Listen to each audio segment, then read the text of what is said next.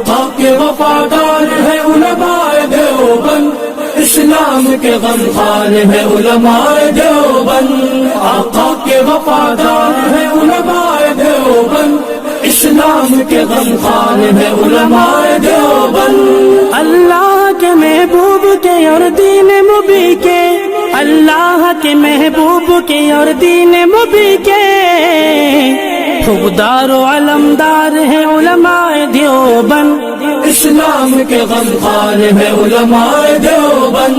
آقا کی محبت کے قصیدے ہیں زباں پر، آقا کی محبت کے قصیدے ہیں زباں پر، ہاں نوکر سرکار ہے علماء دیوبند، اسلام کے غمخوار ہے علماء دیوبند۔ نانوں کے بھی افغان ہر شعبے میں بیدار، نوکر سرکار ہے علماء دیوبند، آقا کے وفادار ہے علماء دیوبند، اسلام کے غمخوار ہے علماء دیوبند۔ اللہ کی تلاش میں جا اپنی بیچ کر، اللہ کی تلاش میں جا اپنی بیچ کر، جنت کے خریدار ہیں علماء دیوبند، اسلام کے غمخوار ہے علماء دیوبند۔ الحمد لله نحمده ونستعينه ونستغفره ونؤمن به ونتوكل عليه ونعوذ بالله من شرور أنفسنا ومن سيئات أعمالنا من يهده الله فلا مضل له ومن يضلله فلا هادي له ونشهد أن لا إله إلا الله وحده لا شريك له ونشهد أن سيدنا ومولانا محمدا عبده ورسوله صلى الله عليه وعلى آله وأصحابه وبارك وسلم تسليما كثيرا كثيرا أما بعد فأعوذ بالله من الشيطان الرجيم بسم الله الرحمن الرحيم يا أيها الرسل كلوا من الطيبات واعملوا صالحا قال النبي صلى الله عليه وسلم الكاسب حبيب الله أو كما قال النبي عليه الصلاة والسلام رب اشرح لي صدري ويسر لي أمري واحلل عقدة من لساني يفقهوا قولي اللهم صل على سيدنا مولانا محمد في أول كلامنا اللهم صل على سيدنا مولانا محمد في أوسط كلامنا اللهم صل على سيدنا مولانا محمد في آخر كلامنا۔ معزز سامعین کرام، جمادی الثانی کی 3 تاریخ 1443 ہجری ہے اور شمسی کیلنڈر کے حساب سے 7 جنوری 2022۔ آج کے جمعہ بیان کے اہم اقتباسات اور اہم عنوانات یہ ہیں، جیسے کہ پہلے کئی جمعات سے یہ عنوان چل رہا ہے، حلال کمائی کی فضیلت اور حرام کمائی کی نحوست۔ اسی سے متعلق ایک جز یہ ہے، حرام کمائی کے ساتھ کوئی عبادت قبول نہیں۔ اللہ تبارک تعالیٰ نے مسلمانوں کے ساتھ کیا معاملہ کیا، کیوں حلال دینا چاہتے ہیں، اس کے بارے میں تفصیلی بات آئے گی انشاءاللہ۔ ہندوستان کے اندر موجودہ حکومت آنے کے بعد سب سے پہلی کوشش، کوئی بھی قانون بنتا ہے تو یہ کی جاتی ہے کہ اسلام کے خلاف ہو اور مسلمانوں کو تکلیف ہو۔ وہ طلاق کا مسئلہ ہو، وہ محرم غیر محرم حج و عمرے کا مسئلہ ہو، یا کشمیر کی 370 دفعہ کا مسئلہ ہو، یا بابری مسجد کا مسئلہ ہو، یا نسبندی کا مسئلہ ہو، اب انہی میں سے ایک اور شوشہ یہ چھوڑا جا رہا ہے، 21 سال کی عمر سے پہلے اگر کوئی شادی کرتا ہے، نکاح کرتا ہے، تو جیسے 3 طلاق پر جیل ہو جائے گی، اس میں بھی اس شخص کو ملزم اور مجرم سمجھا جائے گا اور جیل کے اندر ڈال دیا جائے گا. جبکہ حضرت عائشہ صدیقہ رضی اللہ تعالی عنہ کا نکاح 6 سال کی عمر میں ہوا اور رخصتی 9 سال کے عمر میں ہوئی. نکاح کی اہمیت، نکاح کی فضیلت تب ہے، اور حضرت عائشہ صدیقہ رضی اللہ تعالی عنہ کی رخصتی 9 سال کی عمر میں کیوں ہوئی؟ نبی کریم صلی اللہ علیہ وسلم کی عمر شریف 50 سے اوپر تھی اور دلہن کی عمر 9 سال ہے. اس سے شریعت کیا پیغام دینا چاہتی ہے؟ اور حضرت عائشہ صدیقہ رضی اللہ تعالی عنہ کا نکاح 6 سال کی عمر میں کیوں کیا گیا اور رخصتی 9 سال کی عمر میں کیوں کی گئی؟ اور اس کے پس منظر بیک گراؤنڈ کے اندر ہندوستان کے اندر 21 سال کی عمر کی قید اور پابند کیوں کیا جا رہا ہے؟ اس سے کیا نقصانات ہوں گے سماج پر، معاشرت پر، اور کیا بے راہ روی پیدا ہوگی؟ اس تعلق سے انشاءاللہ وضاحت کی جائے گی. ہمارے یہاں کچھ بھی مسئلہ ہوتا ہے تو سب سے پہلے جو تنظیمیں، جو جماعتیں، جو تحریکیں اور جو ہمارے سماج سوسائٹی کے سربراہ لوگ، لگتا ہے کہ ایک میمورنڈم ریڈی میڈ ان کے پاس رہتا ہے، بس خالی جگہیں پر کر لینا ہے، تاریخ بدل لینا ہے، اسی گورنر کو، اسی چیف منسٹر کو دینا ہے. داڑھی کا مسئلہ آیا تو داڑھی لکھ دیا، دوپٹے کا مسئلہ آیا تو دوپٹہ لکھ دیا، جیسے فارم بھرتی کیا جاتا ہے، اور گورنر کو، چیف منسٹر کو اور حکومت کے بے حس اہلکاروں کو میمورنڈم دیا جاتا ہے.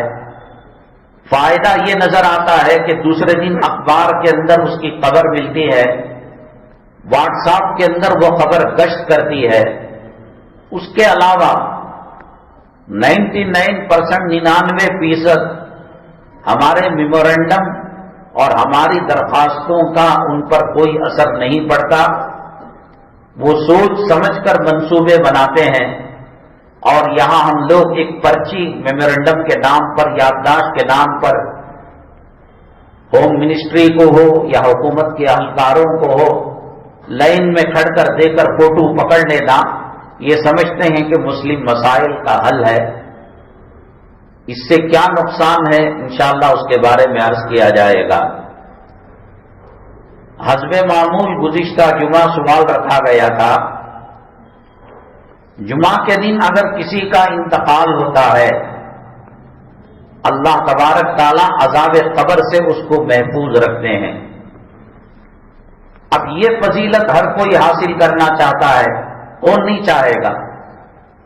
جنت البقیع کی فضیلت ہے کہ اس میں جو مدفون ہوتا ہے، قیامت کے دن سب سے پہلے بقیع کے مردے اٹھیں گے، اور سرور قولین آقا دو عالم جناب محمد الرسول اللہ صلی اللہ علیہ وسلم ہاتھ پکڑ کر اس کی شفاعت کرائیں گے، سفارش کرائیں گے. جنت البقیع میں دفن ہونا ہمارے بس کی بات نہیں. دعا تو سب کرتے ہیں، جو سچے مومن، سچے مسلمان آدمی اگر کسی سے محبت کرتا ہے تو اس کے دیار سے محبت کرتا ہے، اس کی چپا چپا چیز سے محبت کرتا ہے. حضرت مولانا رشید احمد گنگوہی رحمت اللہ علیہ کے پاس ایک صاحب عمرے یا حج بیت اللہ سے واپس آئے، اور عموماً وہاں فٹ پاتھوں پر تسبیح، رومال، مسواک، سرما اور کھلونے وغیرہ بکا کرتے ہیں. تو کسی نے ہدیہ دیا، مولانا کے شان یعنی کہ کھلونے تو دے نہیں سکتے، تسبیح حضرت کے پاس بہت ساری ہوں گی، رومال دیا. حضرت اقدس مولانا رشید احمد گنگوہی نور اللہ مرقدہ نے وہ لیتے ہی آنکھ لگا کر چومنے لگے اور ان کو بوسہ دینے لگے۔ حضرت کی مجلس میں ایک آدمی بیٹھا ہوا تھا، اس نے کہا حضرت اس میں لکھا ہوا ہے میڈ ان چائنا، چائنا کے مال کو آپ بوسہ دے رہے ہیں۔ کچھ سال پہلے حرم مکی کے جو بیان کرنے والے حضرت ہیں مولانا مکی صاحب، بنگلور تشریف لائے تھے، مختلف جگہوں میں حضرت کا بیان ہوا۔ بسم اللہ نگر کے گراؤنڈ کے اندر بھی حضرت کی بات تھی، حضرت کا بیان تھا، تو حضرت کی قیام گاہ سے اسٹیج تک، جلسہ گاہ تک گاڑی کو چلنے نہیں دیا لوگوں نے۔ وہ کوئی ٹائر کو بوسہ دے رہا ہے، کوئی گاڑی کو بوسہ دے رہا ہے، کوئی گاڑی کو ہاتھ میں اٹھا لے رہا ہے، کچھ لوگ مل کر چلتی گاڑی کو اٹھا رہے ہیں۔ حضرت نے فرمایا کہ یہ تو ہمارا ایک ٹائر ہے، اس کو تم بوسہ دے رہے ہو مجمع کو کم کرنے کے لیے۔ آدمی اللہ کے کعبے سے محبت کرتا ہے، کعبے سے جڑی ہر چیز سے محبت کرتا ہے، نبی صلی اللہ علیہ وسلم سے محبت ہے، تو یہ نہیں ہو سکتا کہ مدینے کا گنبد خضرا کا، ریاض الجنہ کا اور روزے کی جانیوں کا تذکرہ ہو اور دل مچل نہ جائے، دل کے اندر بے قراری نہ ہو۔ فلم میں کام کرنے والے، ناچنے والے نچیے، ان سے کوئی تعلق رکھتا ہے، اس کے ہیئر اسٹائل اپناتا ہے، ویسے کپڑے اپناتا ہے، اور وہ جو کہتا ہے کہ پیپسی پیو تو پیپسی پیتا ہے، وہ کہتا ہے کہ مرنڈا پیو تو پیتا ہے، یہ صابن ان کو خوب اشتہار والے، ایڈ والے استعمال کرتے ہیں۔ آقائے دو عالم صلی اللہ علیہ وسلم سے محبت ہے تو مدینہ طیبہ کے ذرے ذرے سے محبت ہوگی۔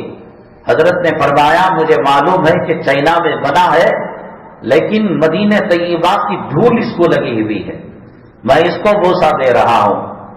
چنانچہ جمعہ میں مرنا ہمارے بس کی بات نہیں، بقیع میں دفن ہونا ہمارے بس کی بات نہیں، تو موت اللہ دیتا ہے۔ ڈاکٹر کو بھی بول کر اگر کوئی وینٹیلیٹر ڈال کر وہ جی رہا ہے اور وینٹیلیٹر ہٹانے سے مر جائے گا، اللہ کو موت دینا ہے جمعہ کی تو ہٹے مرے گا، نہیں تو پھر کئی دنوں تک یہ سلسلہ چلے گا۔ تو حضرات صحابیات نبی کریم صلی اللہ علیہ وسلم کے زمانے میں مردوں میں، عورتوں میں، بچوں میں، بڑوں میں دین کا ایک شوق تھا۔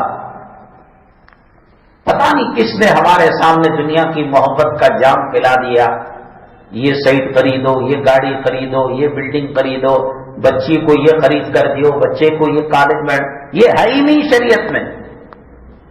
ماں کے پیٹ میں اللہ تبارک تعالیٰ نے جو لکھ دیا، ایک دانہ کم نہیں ہو سکتا، ایک دانہ زیادہ نہیں ہو سکتا۔ ملک الموت کو الٹیمیٹم دے دیا، وارننگ دے دی اللہ تبارک تعالیٰ نے کہ لن تموت حتی تستکمل رزقہا، ہوا میں ایک ذرہ باقی ہے، پانی کے ایک قطرے پر اس کا نام لکھا ہوا ہے، ملک الموت خبردار تو اس کی روح قبض نہیں کر سکتا۔ آدمی امریکہ کے ڈالر کما لے، قطر کویت کے دینار و درہم کما لے، سعودی کے ریال کما لے، تقدیر کو کوئی بدل نہیں سکتا۔ یہ اسلام مسلمان دشمن سمجھتے ہیں حب الدنیا راس کل خطیہ، دنیا کی محبت ہر بلا، ہر مصیبت، ہر گناہ کی جڑ ہے، تو ایک ہوا چلا دی۔ بازاروں کے اندر جب مسلمان جاتا ہے تجدید ایمان کرتا ہے، بازار میں جانے سے کیا کوئی مرتد ہو جائے گا؟ بازار میں جانے سے کہیں ایمان سلب ہو جائے گا؟ اچھی چیز نہیں ہے۔ بیت الخلاء ایک ضرورت ہے، اچھی چیز نہیں ہے۔ آدمی فراغت کے بعد ٹائم پاس کر رہا ہو، موبائل کے اندر گیلری دیکھ رہا ہو، ویڈیو کوئی بے وقوف یہ کام نہیں کرتا۔ بازار ایک ضرورت کی چیز ہے، مطلوب اور مقصود نہیں ہے۔ اللہ کے نبی جناب محمد رسول اللہ صلی اللہ علیہ وسلم نے فرمایا خیر البقاء المساجد، زمین کے اندر سب سے بہترین حصہ اللہ کے گھر ہے، مساجد ہیں۔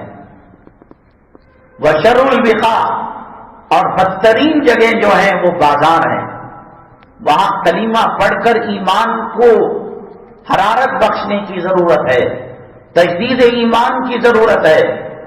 بازار کی دعا یہی تو ہے، لا الہ الا اللہ وحدہ لا شریک لہ۔ کون سا گناہ ہو گیا تھا؟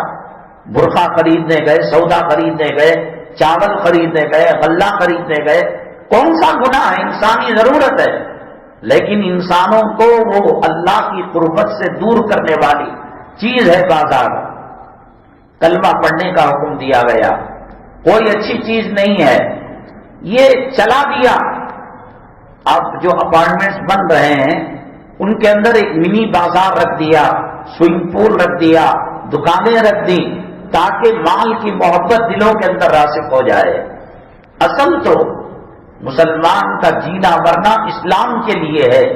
قل ان صلاتی ونسکی ومحیایا ومماتی للہ رب العالمین، میرا جینا، میرا مرنا، میری نماز، میری قربانی اللہ کے لیے ہے۔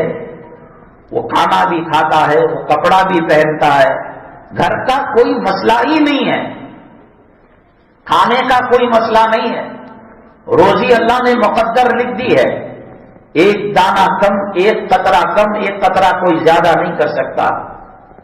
کسی کی ماں مر رہی ہوتی ہے، ہاسپٹل کے اندر ایڑیاں رگڑ رہی ہوتی ہے، بیٹا یہ چاہتا ہے، خاوند یہ چاہتا ہے کہ بھئی دودھ چمچ میں رکھا ہوا ہے وہ پی لے، وہ منہ میں ڈالتا ہے۔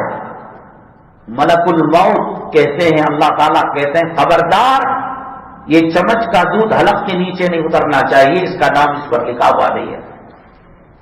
پھر اس کے باوجود کیسی پریشانی کا قصہ، ہر کسی کا مقصد دیکھو، اٹھنا بیٹھنا۔ قرآن نے تو کہا ان صلاتی ونسکی ومحیایا ومماتی للہ رب العالمین، میری صبح، میری شام، میری جوانی، میرا بچپنا، میرا بڑھاپا، سب دین اسلام کے لیے ہے۔ جمعہ میں نمازوں میں یہ کوشش ہوتی ہے آخری وقت میں آئیں، سب سے پہلے چپل کے پاس کبے کے ٹھونک مار کر چلے جائیں۔ اصل تو کمانا ہے، اصل بزنس کرنا ہے، اس لیے نہ ٹوپی کی قدر و قیمت ہے، نہ داڑھی کی قدر و قیمت ہے، نہ اذان کی قدر و قیمت ہے، نہ تلاوت کی قدر و قیمت ہے، نہ علماء، اولیاء، صلحاء کے بیانات کی قدر و قیمت ہے۔ دنیا دنیا دنیا دنیا دنیا۔ نبی کریم صلی اللہ علیہ وسلم سے بڑھ کر کوئی شخصیت اللہ کے بعد ہے دنیا میں، مخلوق میں اللہ کی؟ تمام نبیوں کے سردار ہیں، تمام اولیاء کے سردار ہیں، جن و انس کے سردار ہیں، ساقی کوثر ہیں، شافی محشر ہیں، امام الاولین ہیں، امام الآخرین ہیں، اور لواء الحمد قیامت میں اللہ تعالیٰ آپ کے ہاتھ میں مرحمت فرمائے گا، شفاعت کا فرمانا اللہ تعالیٰ اس کا اختیار اور چوائس نبی کریم صلی اللہ علیہ وسلم کو دیا جائے گا۔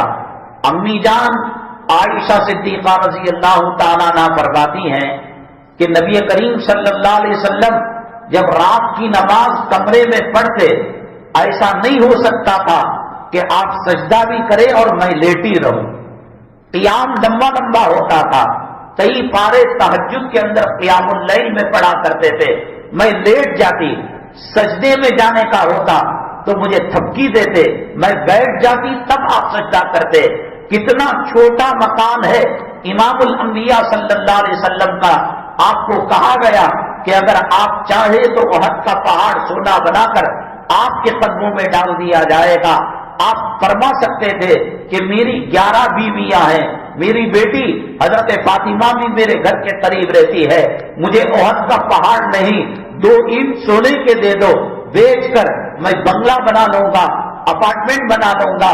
جائز تھا بنانا، یا رات میں دعا کرتے، اے اللہ جنت کا ایک محل دے دے اور جنت کا پروانہ دے دے اور جنت کی ایک کوٹھی دے دے، کیا اللہ دے نہیں سکتا تھا؟ امت کو سبق دینے کے لیے کہ ضروریات دنیا کتنی مختصر رکھنی ہے۔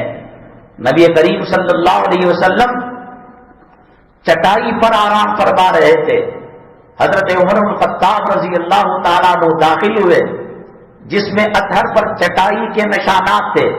آدمی کافی دیر تک سو جاتا ہے اور چادر نہیں ہوتی ہے تو قالین اور چٹائی اور بوریے کے نشانات جسم پر لگ جاتے ہیں. حضرت عمر الخطاب رضی اللہ تعالیٰ عنہ کو یہ حالت دیکھی نہیں گئی اور کہا اے اللہ کے نبی صلی اللہ علیہ وسلم، نہ نالی ہے، نہ تکیہ ہے، نہ بسترا ہے، نہ بیڈ ہے، نہ اے سی کمرہ ہے، یہ آپ نے کیا حالت بنا رکھی ہے؟ پورے حجرہ مبارکہ کے اندر نبی کریم صلی اللہ علیہ وسلم کی 11 بیویوں کے گھروں میں اگر مٹھی بھر جو کو تلاش کیا جائے، راشن کو تلاش کیا جائے، وہ نہیں مل پاتا تھا. قیصر و کسریٰ کتنی بہترین حالت میں ہیں. آنکھوں سے آنسو آ گئے، مزاج میں تشدد تھا، مزاج میں سختی تھی. بڑے بڑے پہاڑ آپ سے کانپا کرتے تھے. دریائے نیل نے آپ کے خط کے حکم کو مان لیا اور بڑے پہاڑ کو کہا گیا جب حرکت میں تھا تیرے اوپر عمر الخطاب ہے، وہ پہاڑ کی حرکت بند ہو گئی. لیکن نبی کریم صلی اللہ علیہ وسلم کی یہ حالت دیکھ کر رونے لگے. اللہ کے نبی صلی اللہ علیہ وسلم نے فرمایا اے عمر تو یہ بات کہہ رہا ہے رضی اللہ تعالیٰ عنہ، اللہ تعالیٰ نے قیصر و کسریٰ پر دنیا میں نعمتوں کو مکمل کر دیا، آخرت کے اندر جنت میں اللہ تبارک تعالیٰ ہمیں اور ہماری امتیوں کو، ہمارے نقش قدم پر چلنے والوں کو نعمتوں سے مالا مال کرے گا. ایک مٹھی جو نہیں مل سکتی تھی. ایک مرتبہ حضرت صفیہ رضی اللہ تعالیٰ عنہ نے، جو آپ کی زوج محترمہ ہیں، جو ٹاٹ پر سویا کرتے تھے اس کو دوہرا کر کر بسترا ڈالا کرتے تھے، اس کو تہرا کر دیا، 3 مرتبہ فولڈ کر دیا. نماز تہجد میں تاخیر ہوئی، تہجد پڑھ کر آپ نے کہا کس نے رات کو بسترا لگایا؟ تو حضرت صفیہ رضی اللہ تعالیٰ عنہ نے فرمایا اے میرے سرکار، میرے خاوند، میں نے لگایا. کہا بسترا کیسے لگایا؟ کہا آپ کی حالت دیکھی نہیں جاتی، طول اور گلاب کی پنکھڑی سے زیادہ نرم و نازک آپ کا جنتی بدن، یہ بوریے کے نشانات اور یہ چٹائی کے نشانات لگ جاتے ہیں. تو میں نے اس کو تہرا کر دیا. فرمایا کہ جو کچھ ملنا ہے جنت میں ملے گا. صفیہ کل سے یہ کام نہ کرنا. آپ نے تہرا لگا دیا، تہجد میں اٹھنے میں تاخیر ہو گئی. یہ مزاج تھا نبی کریم صلی اللہ علیہ وسلم کا. آپ نے یہ اٹھان اٹھائی، یہ تربیت کی کہ دنیا کو دل میں جگانے دی جائے. اب معاملہ یہ ہے کہ دنیا اصل ہے، نماز سیکنڈری چیز ہے، دین سیکنڈری چیز ہے. بیوی کو داڑھی پسند ہے نہیں ہے، بیوی کی فرمائش پر داڑھی رکھیں گے. بچوں کو یہ لباس پسند ہے نہیں ہے، کالج، یونیورسٹی اور آفس اور کارخانے کے لوگوں کو یہ لباس پسند ہے نہیں ہے، ان کی مرضی پر چلا جائے گا. اللہ تباہی نہیں لائے گا، بربادی نہیں لائے گا، اللہ اپنے عذاب کو نازل نہیں کرے گا. تو اور کیا ہوگا؟ مسلمان کہیں اللہم انصر الاسلام والمسلمین، اسلام اور مسلمانوں کی مدد کر. کہاں اسلام پر قائم ہے؟ کہاں اللہ تعالیٰ جو مسلمان چاہتا ہے وہ ہوگا. تو بہرحال جمعہ کی موت افضل ہے. حضرت میں نے بتایا تھا، بعض لوگ سمجھتے ہیں کہ جمعہ کے دن عذاب نہیں ہوگا، جب سورج غروب ہوگا اور اس کے بعد سنیچر ہفتے کا دن شروع ہوگا تو پھر عذاب ہو جائے گا. حضرت تھانوی رحمت اللہ علیہ نے فرمایا اللہ تعالیٰ کسی کو نعمت دے دے بلا وجہ چھینتے نہیں. جب دے دیا نعمت، جنت کی کھڑکی کو کھول دیا اور عذاب قبر کو اٹھا لیا تو پھر دوبارہ اللہ تبارک تعالیٰ دیں گے نہیں.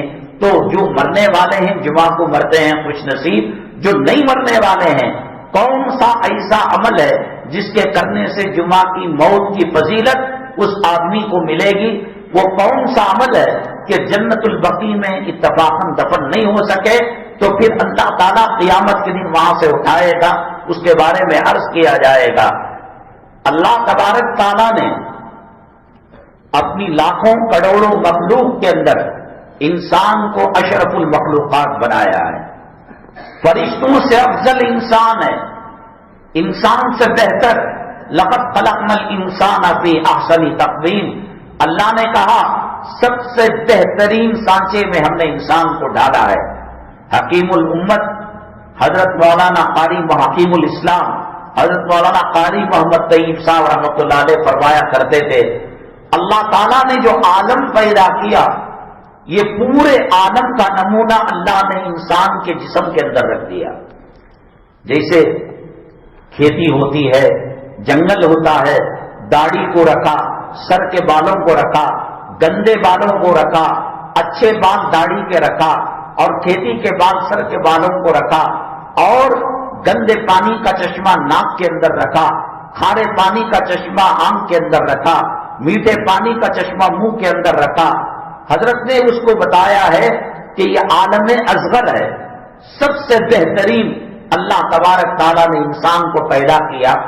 آپ ہوائی جہاز کے اندر یا ٹرین کے اندر جو فرسٹ کلاس سفر کرتے ہیں، ان کے ساتھ جو معاملہ کیا جاتا ہے، ان کو جو کھانا دیا جاتا ہے، اور ان کی جو سیٹیں ہوتی ہیں، اور ان کے ساتھ جو رویہ اختیار کیا جاتا ہے، عام پیسنجروں سے الگ ہٹ کر ایک ٹرین کے اندر VIP کلاس کا بوگی ہے، فرسٹ کلاس کی چیئر کار کی بوگی ہے، اسی ٹرین کے اندر لوکل ڈبہ بھی رکھا ہوا ہے.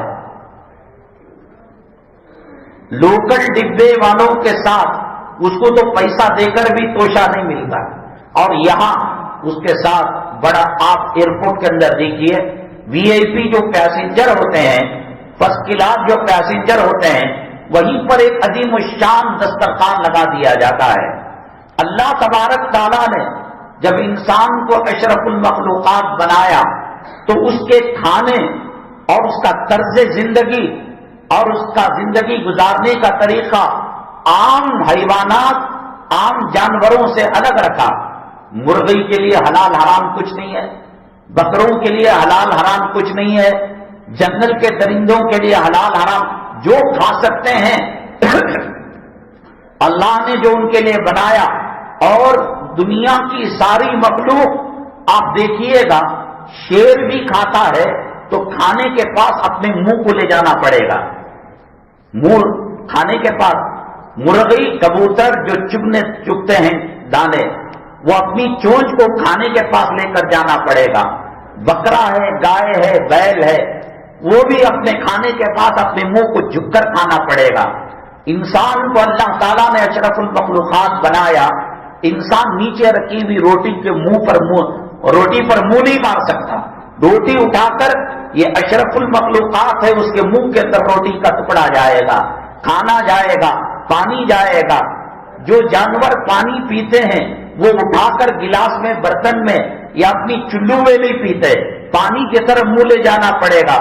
اللہ نے انسان کو اشرف المخلوقات بنایا تو جو چیزیں اشرف المخلوقات کے شان ہیں وہ حلال چیزیں اللہ نے مسلمانوں کو دی، اور کہا کہ تم بہترین انسان ہو، سور مت کھاؤ، کتا مت کھاؤ، ناپاک چیز مت کھاؤ، حرام چیز مت کھاؤ. یہ پابندی جانوروں کو نہیں ہے، پرندوں کو نہیں ہے، اور سمندر کی مچھلیوں کو نہیں ہے. اللہ تبارک تعالیٰ نے انسان اور انسان میں بہتر مسلمان اور مسلمانوں میں بہتر نبی کریم صلی اللہ علیہ وسلم کی امت محمدیہ کہا کہ کلو من الطیبات، اچھی چیزیں کھاؤ، ناپاک چیزیں مت کھاؤ. بڑھ کے جھاڑ کا جو پتا ہوتا ہے، نیم کی کاڑی ہوتی ہے، پاک ہے، لیکن اچھی چیز نہیں ہے کہ آدمی بریانی چھوڑ کر، روٹی چھوڑ کر، گوشت چھوڑ کر وہ نیم کے پتے وہ تو حلال ہے. ہر ناک کا جو ریٹ ہے وہ بھی حلال ہے. اگر کوئی یوں کہے کہ صاحب حلال ہے، پیاس کے وقت اس کو نکال کر، نہیں. مسلمان ہے، اللہ کا ماننے والا ہے. اللہ اگر کسی کو جہنم کے اندر کافر کو بھی ڈالے گا تو شان نہیں کہ اشرف المخلوقات کو جہنم کی آگ لگ سکے، جہنم کا عذاب لگ سکے. اس لیے اللہ تبارک تعالیٰ جہنم میں جانے والوں کا حلیہ بدل دیں گے. اس مونڈے سے اس مونڈے تک مکہ مکرمہ اور مدینہ طیبہ کا جو 450 کلومیٹر کا فاصلہ ہے، اتنا بڑا منڈا بنا دیں گے. ایک داڑھ احد کے پہاڑ اس صورت کے ساتھ اللہ اس کو عزت دیتے ہیں. وَلَقَدْ كَرَّمْنَا بَنِي آدم، ہم نے بنو آدم کو عزت دی ہے. اب یہ چہرہ اللہ کے عذاب کے اندر چلا جائے، جہنم کے اندر چلا جائے، ان چہروں کے ساتھ کوئی جہنم میں جا نہیں سکتا. اللہ تعالیٰ حلیہ بدل دیں گے. ایک دانت احد کے پہاڑ کے برابر ہوگا اور دونوں مونڈوں کا فاصلہ مکہ مدینہ کے درمیان کے فاصلے تو حلیہ بدل دے گا. اللہ قیامت میں بھی عزت سے رکھے گا. اللہ تبارک تعالیٰ دنیا کے اندر بھی پاکیزہ چیزیں، عمدہ چیزیں، حلال چیزیں اللہ تبارک تعالیٰ نے برابر فرمائی. اور مسلمانوں کو خاص طور سے کہا یہ حلال ہے، یہ حرام ہے، اور حرام کی نحوست بتائی اور حلال کی برکتیں بتائیں. حضرت ابو درداء رضی اللہ تعالیٰ عنہ نبی کریم جناب محمد رسول اللہ صلی اللہ علیہ وسلم کے پیچھے نماز پڑھا کرتے تھے. عموماً جو صحابہ کرام خاص طور سے فجر کی نماز پڑھتے، اشراق تک نبی کریم صلی اللہ علیہ وسلم کی مجلس لگتی، تمام صحابہ کرام بیٹھتے، کوئی خواب بیان کرتا، کوئی گھر کا واقعہ بیان کرتا، کوئی بچوں کی تعلیم و تربیت سے متعلق سوال کرتا. نبی کریم صلی اللہ علیہ وسلم کی وہ خوشبودار معطر مجلس اشراق تک چلا کرتی تھی. حضرت ابو درداء رضی اللہ تعالیٰ سلام پھیرنے کے بعد شریک مجلس نہیں ہوتے تھے، بڑے تیز قدموں کے ساتھ اپنے گھر کی طرف چلے جاتے تھے. ایک دن کا معاملہ، 2 دن کا معاملہ، 3 دن کا معاملہ، روز یہی معاملہ یہ کر رہے ہیں حضرت ابو درداء رضی اللہ تعالیٰ. امام جو ہوتا ہے وہ مقتدیوں کی فکر کرے، کیوں اس کی داڑھی چھوٹی ہو گئی، کیوں یہ نماز میں نہیں آیا، گھر میں کون بیمار ہے، کیا پیسوں کا مسئلہ ہے. اب تو امام تکبیر تحریمہ سے لے کر سلام تک کا رکھ لیا ہے. اب امام بھنگی سے کم درجہ سمجھا جاتا ہے. اب امام پالتو کتوں پر جو اخراجات ہیں ان اخراجات سے کم پیسوں کے اندر امام کو ڈھونڈا جاتا ہے. ان کے جو پالش ہوتی ہے، ان کا شیمپو ہوتا ہے، کتوں کا جو صابن ہوتا ہے، جو بسکٹ ہوتا ہے، اتنے میں تو 4 اماموں کی تنخواہ دی جائے گی. جو قوم نبی کے نائب اور جو قوم اپنے والدین کی نماز اور جنازے پڑھانے والے کے ساتھ اور اپنی نمازوں کو اللہ کے عرش تک پہنچانے کا جو ٹاور کا نیٹ ورک کا کام کرتا ہے، اس کو بھنگی سے کم تنخواہ دے اور اس کو واچ مین سے کم تنخواہ دے. شادی کی محفل کے اندر ناچنے والے کتے، حرام کھانے والے، سور کھانے والے، ماں بہنوں کی عزت کو یک کرنے والے، عزتوں کے لٹیرے، آج ان کی عزت ہے. مؤذن صاحب آتے ہیں تو چہرے پر بل ڈال دیا جاتا ہے. یہی مؤذن قیامت کے دن آپ کی سفارش کرے گا. یہی امام حافظ قرآن اگر آپ کی سفارش کرے گا، نہ ماں کام آنے کی، نہ باپ کام آنے کا، نہ مالدار سیٹھ جی کام آنے کے، کوئی کام آنے والا نہیں. آج اگر دوستی رکھو ان علماء جو نبی کے نائبین ہیں، یہ ائمہ حضرات، یہ مؤذنین حضرات. اخبارات میں ایک مرتبہ میں نے دیکھا کہ ایک تنظیم بنگلور کے اندر ہوئی ہے، فلاں فلاں علاقے میں راشن کٹ دی جا رہی ہے. بھائی امام اتنا گر گیا کہ آپ 25 کلو 10 کلو چاول اس کو دے رہے. امام سارے علاقوں کو پالنے والا بنائیے، سارے لوگوں کی اسکولوں کی فیس بننے والا بنائیے. آج امام کو فقراء کی لائن کے اندر اور بھیک مگوں کی لائن کے اندر کھڑا کر کچھ دال دے دیا اور کچھ سبزی دے دی. یہ میں کہتا ہوں تم امام کی عزت نہیں کر رہے ہو، امام کی توہین کر رہے ہو. تراویح کی اجرت کے بارے میں، کلام پاک کے قرآن خوانی کی اجرت کے بارے میں فقہائے متقدمین جو پچھلے فقہا ہیں انہوں نے کہا کہ اس کی اجرت لینا ناجائز ہے. زمانے حال پر ترس کھاتے ہوئے کہ ایک طرف اماموں کی تنخواہ کم ہے، کلام پاک کے حافظوں کے ساتھ برا سلوک کیا جا رہا ہے، اور پھر تراویح کا یہ کہہ کر کہ اس کا ہدیہ دینا جائز نہیں، تو اب حضرت مولانا ظفر علی خان صاحب رحمت اللہ علیہ، اللہ تبارک تعالیٰ کروڑوں رحمتیں آپ کی قبر مبارک کے اندر نازل فرمائے، درجات کو بلند فرمائے. حضرت سے کسی نے پوچھا کہ 20,000 روپے 25,000 روپے امام صاحب کو دیے جا رہے ہیں. حضرت ناراض ہو گئے، غضبناک ہو گئے، خون آلود چہرہ ہو گیا، سرخ ہو گیا. تمہارے نچیوں کو اور تمہاری شرمگاہ اچھالنے والی رنڈیوں کو لاکھوں روپے دیتے ہو، اور امام صاحب کو، حافظ قرآن کو، تراویح پڑھانے والے کے ساتھ یہ معاملہ کر رہے ہو. 2 لاکھ دو، 5 لاکھ دو، 10 لاکھ دو، اس میں عزتیں بڑھیں گی. ابھی دلی سے ایک مہمان آئے تھے، انہوں نے کہا کہ ہماری دلی کے اندر جو ائمہ حضرات نکاح پڑھاتے ہیں وہ مالا مال ہو جاتے ہیں. کوئی اپنی حیثیت سے سائیکل دے دیا، کوئی فریج دے دیا، کوئی موٹر سائیکل دے دیا، کوئی بائک دے دیا. وہ یہ اچھی چیز ہے، اماموں کے ساتھ حسن سلوک کرے.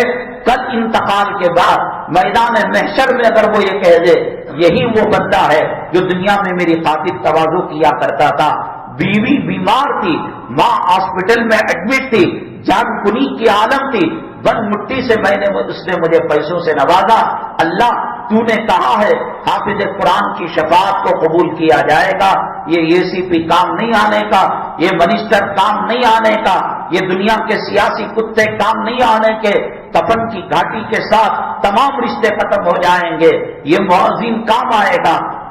حدیث پاک میں اللہ کے نبی صلی اللہ علیہ وسلم نے فرمایا مؤذن جو اذان دیتا ہے جتنی دور تک اس کی اذان کی آواز جاتی ہے وہ تمام مخلوق اس کے حق کے اندر گواہی دیں گے.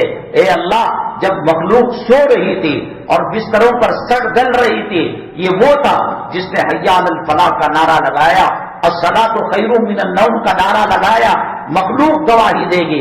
اللہ کہیں گے میں نے تیرے سینے میں میرا کلام اس لیے نہیں رکھا تھا کہ تجھے جہنم کے اندر ڈالو. جب انسانی شکل میں انسان جہنم میں نہیں جائے گا تو پھر حافظ قرآن کیسے جا سکتا ہے؟ ان سے محبت کرو. اب نبی آنے والا نہیں ہے، اب رسول آنے والا نہیں ہے. اب آپ علاء الدین کا چراغ لے کر خواجہ اجمیری کو تلاش کریں گے، پیران پیر رحمت اللہ علیہ کو تلاش کریں گے، قاسم نانوتوی کو تلاش کریں گے، امداد اللہ مہاجر مکی کو تلاش کریں گے، فرید الدین گن شکر کو تلاش کریں گے، بختیار کاکی کو تلاش کریں گے، نظام الدین اولیاء کو تلاش کریں گے، شاہ محمد الیاس کو تلاش کریں گے، اور حضرت تھانوی کو، حضرت شیخ الاسلام کو، جو آئے چلے گئے، جو ہیں ظاہری طور پر کوئی عیب نظر نہیں آ رہا ہے کہ گھر کی عورتوں کو بے پردہ کیا ہوا ہے، گانوں کا رسیہ ہے، ٹی وی سیریل کا رسیہ ہے، یا جہاں دعوت ہوتی ہے منہ نہیں مار رہا ہے، بس وہی نبی کا نائب ہے، نبی کا خلیفہ ہے. اب آپ کو ان آنکھوں سے پیران پیر نظر نہیں آئیں گے اور خواجہ اجمیری نظر نہیں آئیں گے.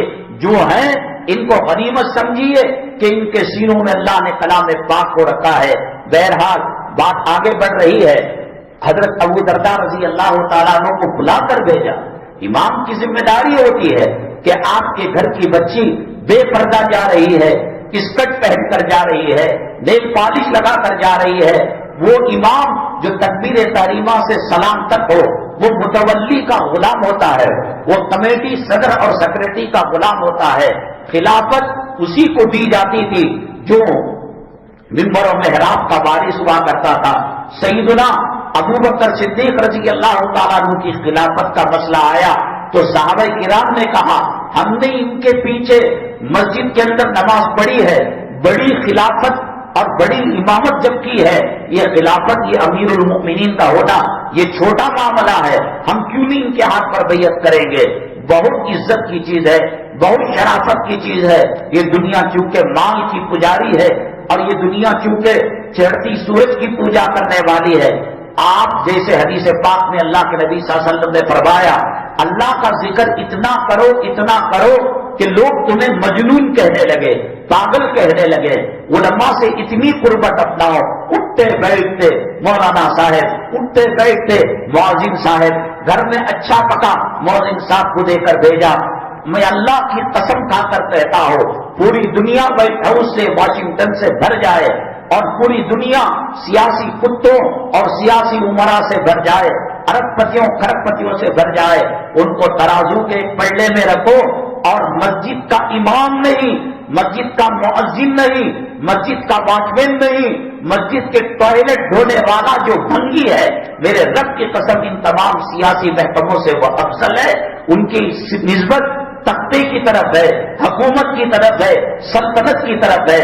اور یہ ٹوائلٹ صاف کرنے والا کسی امیر کے گھر کا ٹوائلٹ صاف نہیں کر رہا ہے، اللہ کے گھر کا صاف کر رہا ہے. یہ خاتون تھی نبی کریم صلی اللہ علیہ وسلم کے زمانے میں مسجد کو جھاڑو دیا کرتی تھی. انتقال ہوا رات میں، وہ زمانے میں بیٹے کا انتظار، دبئی سے فلاں آ رہا ہے، کلکتہ سے فلاں آ رہا ہے، گیس میں رکھو، برف میں رکھو. علماء نے بیان کیا ہے مرنے کے بعد انسان کی حس اتنی بڑھ جاتی ہے کہ مکھی مردے کے جسم پر بیٹھے ہمالیہ پہاڑ کی طرح اس کو تکلیف ہوتی ہے، اب اس کو گیس کے اندر رکھا جا رہا ہے، جیتے جی بیٹا دیکھا نہیں، جیتے جی بھائی دیکھے نہیں، اب مرنے کے بعد سب کو یاد کھجا رہی ہے، یہ تکلیف دینا ہے مردے کو۔ سنت یہ ہے، حضرت مولانا طلحہ صاحب وہ سیف اللہ صاحب جو اس کے حضرت نقشبندی کے خلیفہ ہیں، پیر ذوالفقار صاحب، والدہ کا انتقال ہوا، کہا کہ 150-200 کلومیٹر کا فاصلہ ہے، یہ آنے میں جو تاخیر ہوگی یہ خلاف سنت ہے، اور اپنے وقت پر دفن کر دینا یہ سنت کے مطابق ہے۔ میرے آنے میں جو تاخیر ہوگی وہ اللہ تعالیٰ قیامت کے دن پکڑے گا، اور میں جو نماز جنازہ نہیں پڑھ رہا ہو یا نہیں پڑھا رہا ہو یہ اللہ کے پاس پوچھنی ہوگی۔ آج ایک موسم چل چکا ہے، ماحول چل چکا ہے، اس کو ایس باکس میں رکھا جاتا ہے، گیس کے اندر رکھا جاتا ہے، یہ سب خلاف سنت عمل ہے۔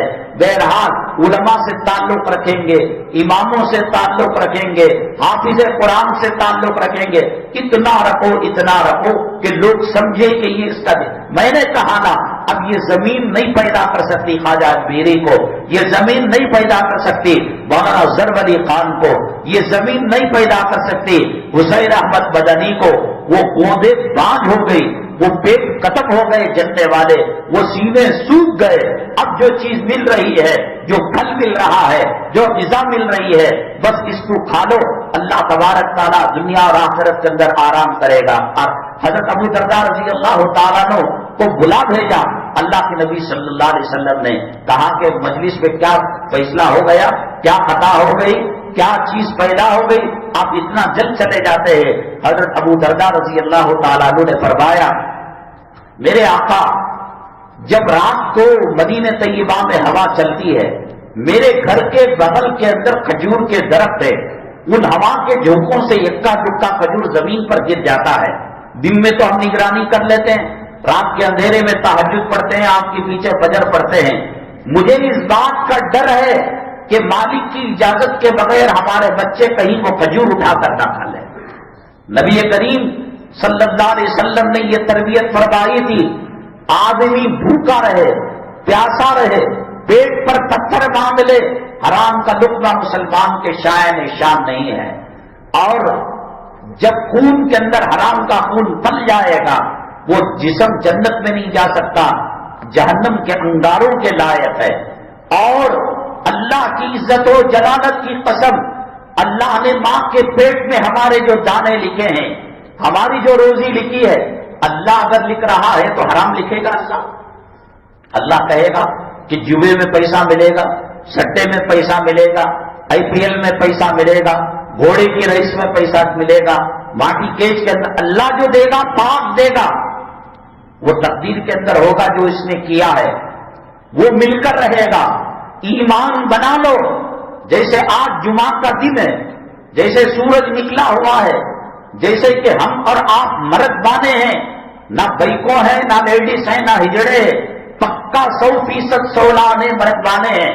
اللہ کی عزت و جلالت کی قسم، اس سے زیادہ یقین بناؤ، حرام کا پیسہ ہمارے جسم کو لگ نہیں سکتا۔ گندا پانی نالے کے اندر جاتا ہے، بادشاہ کے شربت کا پیالہ بادشاہ کے دربار میں سجایا جاتا ہے۔ اللہ کی قسم، اللہ کی قسم، اللہ کی قسم، وہ کائنات میں اس دھرتی میں سب سے بڑا بے وقوف ہے، اسے پاگل کتوں نے کاٹ لیا ہے، اسے زہریلی سانپوں نے ڈس لیا ہے، اسے بچھو نے ڈنک مار دیا ہے۔ حلال کا کاروبار چھوڑ کر حرام کا کاروبار کر لوگوں کے آنکھوں میں دھول جھونک کر، چائنا کے مال کو جاپان کا بتا کر، اور گاڑی ریپیئر کرانے گئے 100 روپے کے کام کو 500 روپے بتا کر کون بچا ہوا ہے؟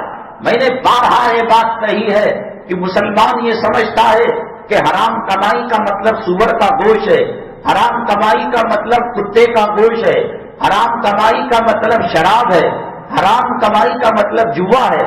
یہ جتنے حلال سیکشن ہیں، فریج کا ریپیئر کرنا، واشنگ مشین کا ریپیئر کرنا، پلمبر کا کام کرنا۔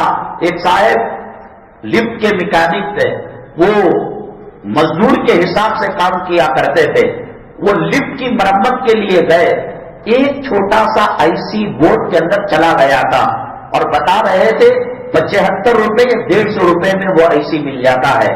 तो इन्होंने मालिक से कहा कि ये मसला है, ये ऐसी डाल दिया जाए, ये फ्यूज डाल दिया जाए, लिफ्ट चलने लगेगी। उसने कहा कि उसको 20-25 हजार का खर्चा बताओ। ये हलाल है हराम है? मैकेनिक के लोग जो हलाल खाते हैं हराम खाते हैं। फ्रिज आपका जो रिपेयर कर देता है दियानत से करता है, टीवी दियानत से करता है, आप सामने ना रहे, इलेक्ट्रिशियन कोई माल बताकर कोई माल उसके अंदर डाल देता है। मैं तो कहता हूं वीरप्पन और फूलन देवी वक्त के बली में होना चाहिए।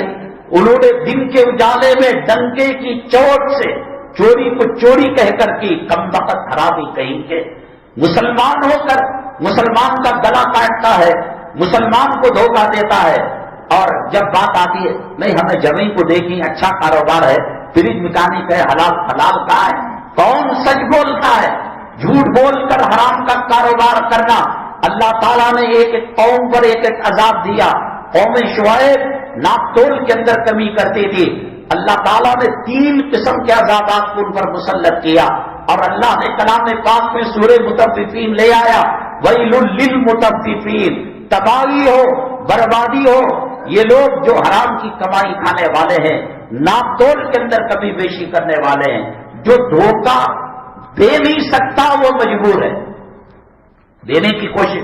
कैटरिंग वाले बकरे का गोश्त कहकर पाड़े का गोश्त नहीं मिला रहे, उम्दा चावल बताकर घटिया चावल नहीं। कौन सी चीज है? मेरा ख्याल में बस चले तो एक साहिब हैं जो कफन का कारोबार करते हैं और उन्होंने गस्साल को रख रखा है। अभी हमें ड्राफ्ट देकर गया कि कोई मुर्दे को गुस्ल देना है। उन्होंने कहा कि भाई सर पर हजरत जाफर तैयार, एक और सहाबी हैं हजरत हमजा, कफन मुंह पर रखा जाता है तो पैर खुल जाते हैं, पैर पर रखा जाता है। तो इन्होंने उनको बताया कि आप जो कफन देते हैं छोटा है। उन्होंने कहा किसी को बताओ नहीं, कौन मुर्दे को झांक कर देखेगा। उसके बस चला तो कब्र खोद कर कफन को चुरा लेंगे। मस्जिद का पैसा बचा हुआ है, कब्रिस्तानों के अंदर जो बिल्डिंगें तामीर कर कर घर तामीर कर कर जोरों के साथ हम बिस्तरी करते हैं, ये किसकी जमीन है? अल्लाह के नबी सल्लल्लाहु अलैहि वसल्लम ने फरमाया तुम तो नहीं तुम अन ज़ियारतिल क़ुबूर वज़ूरूहा फ़इन्नहा तुज़क्किरुल आखिरा। मैं तुम्हें मना किया था कब्र के पास जाने से, जाओ उन्हें देखकर कब्र की याद ताजा होती है, मौत की याद ताजा होती है। जिन कब्रों के ऊपर औलिया अल्लाह रहे होंगे, हमारे आबा अजदाद रहे होंगे, ये कब्रिस्तान कैसे सुकड़ गया, यहाँ आबादी कैसे बन गई। कब्रों को देखकर अल्लाह के नबी सल्लल्लाहु अलैहि वसल्लम ने फरमाया कि कब्र की याद और मौत की याद ताजा वहां नहीं छोड़ा। अब तो कुछ तंजीमें आकर मैसूर रोड का कब्रिस्तान यानी रोड कुद्दूस साहब में जरा जिना करते थे मुसलमान बच्चे, गांजे का व्यापार, अफीम का व्यापार, ड्रग्स का व्यापार आबा अजदाद की कब्रों पर किया करते थे। कब्र को मां की दफन करने के लिए गया है, उस्ताद की मजार है और बाप का जनाजा है, वहां सेल्फी ले रहा है परदूत, जिसको देखकर कब्र की याद ताजा होना चाहिए था। कौन बाकी है कोरोना में? कौन सी गली, कौन सा मोहल्ला बाकी है? तू केमिकल लगा लिया है कि तू नहीं मरेगा। आज हय्या अल सलाह से भाग रहा है, आज हय्या अल भाग कहां तक भागेगा, कितनी दूर भागेगा, झक मार कर आना पड़ेगा, वो भी कुछ नसीब हो।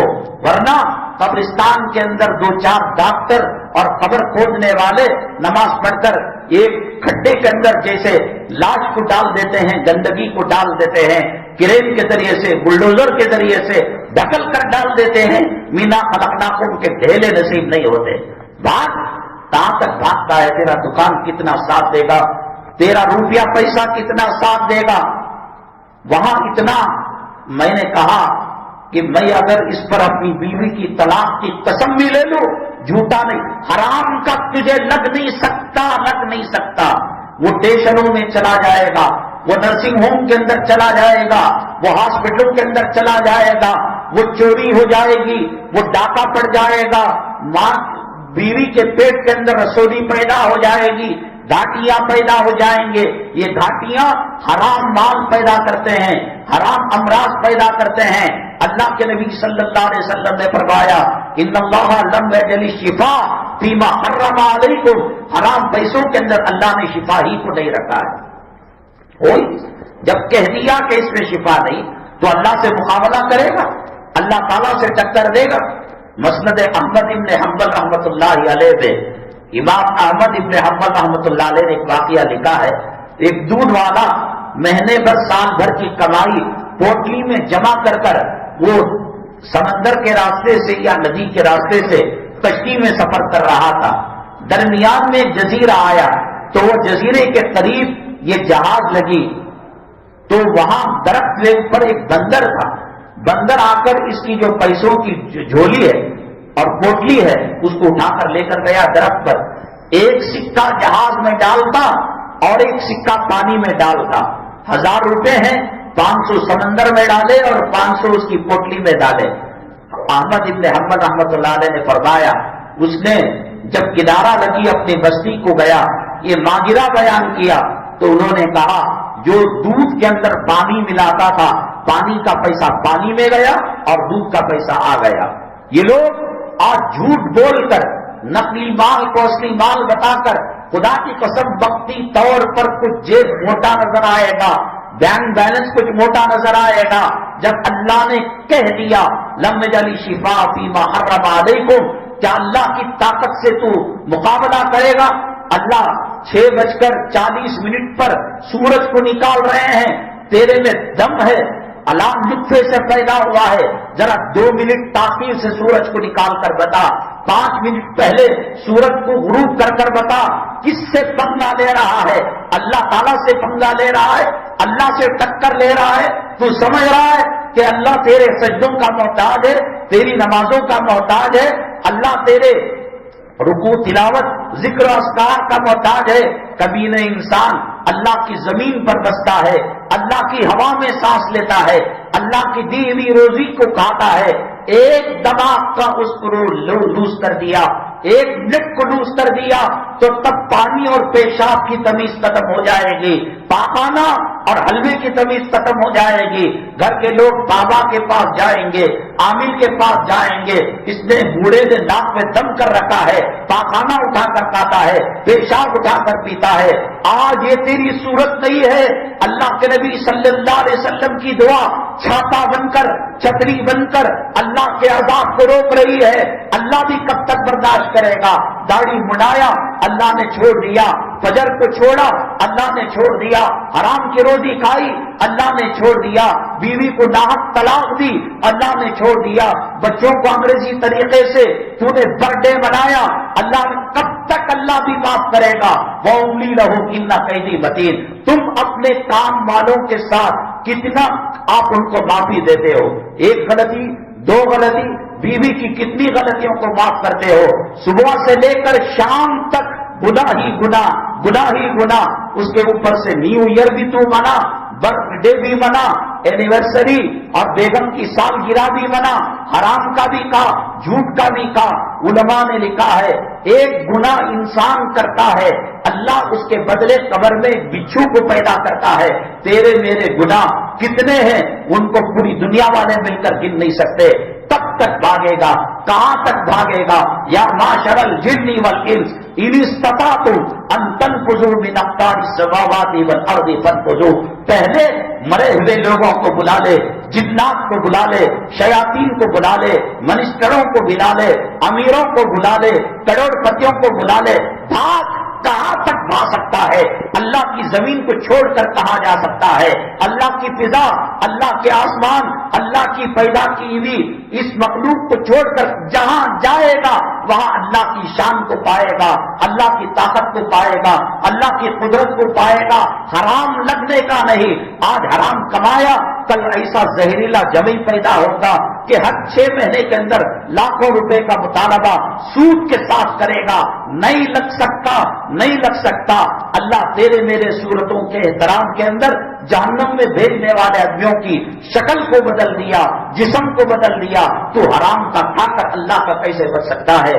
پڑھی ہوئی جمعہ کی نمازیں، عید کی نمازیں، صدقہ خیرات کچھ بھی اللہ تبارک تعالیٰ قبول نہیں کریں گے۔ اللہ کے نبی صلی اللہ علیہ وسلم اپنے نواسے حسنین سے بے پناہ محبت کیا کرتے تھے.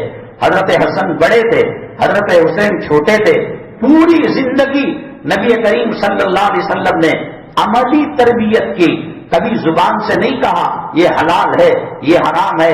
یہ کیونکہ جب درس دینے لگتا ہے آدمی, بھاشن دینے لگتا ہے, لیکچر دینے لگتا ہے, سامنے والا برا سمجھنے لگتا ہے. ایک موقع تھا حضرت حسن رضی اللہ تعالیٰ عنہ, کھجور جو آیا اس میں سے ایک کھجور اٹھا کر منہ میں ڈال لیا. نبی کریم صلی اللہ علیہ وسلم نے دیکھا, بک بک بک, ایک دم غصے میں آ گئے. حضرات حسنین سے اس درجے محبت کائنات کا کوئی نانا اپنے نواسے سے وہ محبت نہیں کر سکتا. یہاں تک کہ آپ نے فرما دیا حسین منی وانا من, حسین مجھ سے ہے اور میں اس سے ہوں.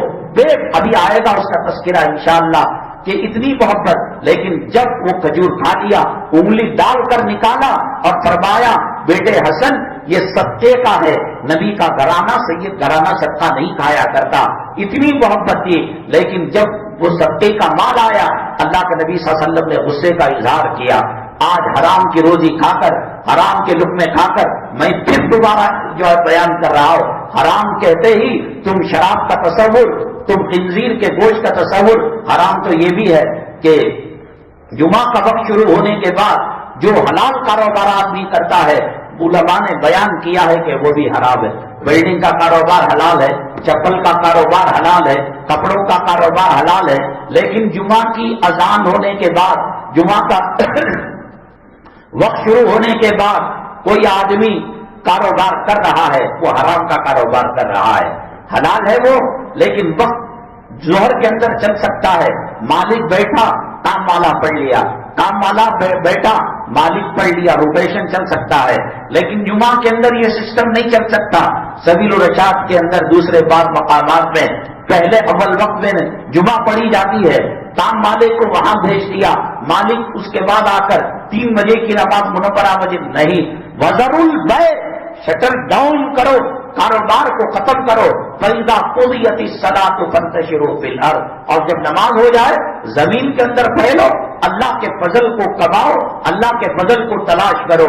یہ بات 1400 سال سے کہی جا رہی ہے کہ جمعہ کا وقت لگنے کے بعد حلال پیسہ خنزیر کے گوشت کی طرح, کتے کے پیشاب کی طرح, مردے کے پیپ کی طرح حرام ہے. مسلمانوں کے بات سمجھ میں نہیں آئی. اب اٹھا کر قنوت نازلہ پڑھا جا, اللہ تو نہیں دیکھ رہا ہے بابری مسجد کو ڈھا دیا گیا, اللہ تو نہیں دیکھ رہا ہے مسلم پرسنل لا میں مداخلت ہو رہی ہے, اللہ تو نہیں دیکھ رہا ہے کہ گجرات کے اندر یہ ہو گیا اور سہارنپور کے اندر یہ ہو گیا, مظفر نگر کے اندر یہ ہو گیا. اللہ سب دیکھ رہا ہے, اور اللہ یہ بھی دیکھ رہا ہے کہ ایک نمبر کا مکار حرام خور ہے. حضرت سیدنا موسیٰ علیہ نبینا علیہ الصلوۃ والسلام کے زمانے میں ایک آدمی رو رو کر دعا کر رہا تھا, اللہ بہت تنگ دستی میں ہو, کاتے میں ہو, مشکل میں ہو, اتنا رو رہا تھا لگتا تھا کہ آنسو ختم ہو جائیں گے اور خون کی دریا بہ پڑے گے. موسیٰ علیہ السلام کو کوڈ نہیں ڈالنا پڑتا تھا. تمام پیغمبر اللہ سے بات کیا کرتے تھے, موسیٰ علیہ السلام بھی بات کیا کرتے تھے. یہ کلیم اللہ کیوں بنے؟ ان کو بات کرنے کے لیے کوڈ ڈالنا پڑتا. حضرت جبریل علیہ السلام کا خواب کا, رؤیا صالحہ کا, لیکن موسیٰ علیہ السلام ڈائریکٹ بغیر کوڈ کے, بغیر کسی فرشتے کے, بغیر کسی وحی کے اور بغیر کسی خواب کے ڈائریکٹ بات کر سکتے تھے. اللہ تعالیٰ سے کہا, اللہ اسے دیکھ کر تو مجھے رحم آ رہا ہے. اللہ نے کہا میری عزت و جلالت کی قسم, سر پٹک پٹک کر روئے اور جسم کے ٹکڑے کر لے, میں اس کی توبہ قبول کرنے والا نہیں ہو. موسیٰ علیہ السلام نے کہا اللہ تو رحمان ہے, تو رحیم ہے, تو کریم ہے, اس کی توبہ کیوں نہیں قبول کرتا؟ اللہ تعالیٰ نے فرمایا ملبسہ حرام و مطعمہ حرام, پہنا ہے حرام کا جوڑا اور پیٹ کے اندر حرام کی روزی.